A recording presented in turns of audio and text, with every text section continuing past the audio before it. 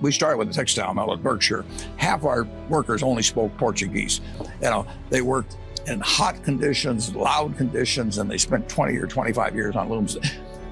When textiles moved elsewhere, their lives, economic lives, were ruined. And that is going to happen. That is part of trade.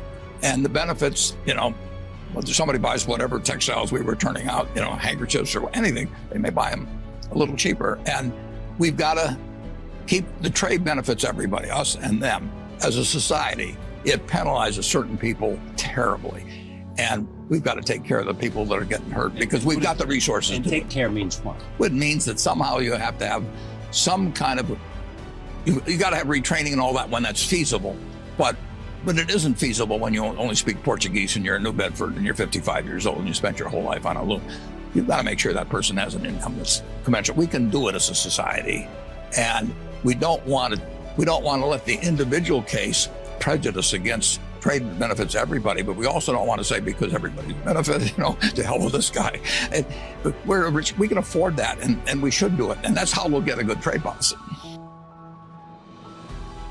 Overall, in aggregate, our society will be far richer 10, 20, 30 years ago, and if you just take an aggregate, our children will live better. The real question is will it continue to leave lots of people behind?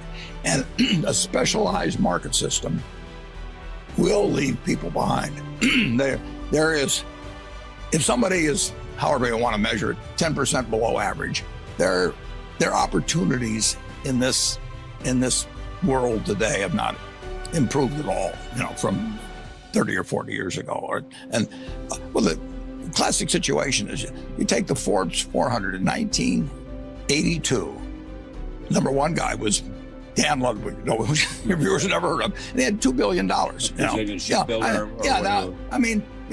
that it'd be 30 or 40 times that. 30 or 40 times. And this more highly specialized economy, year after year, different from that agrarian economy of 200 years ago, it's going to be more and more people at the very top winning big time.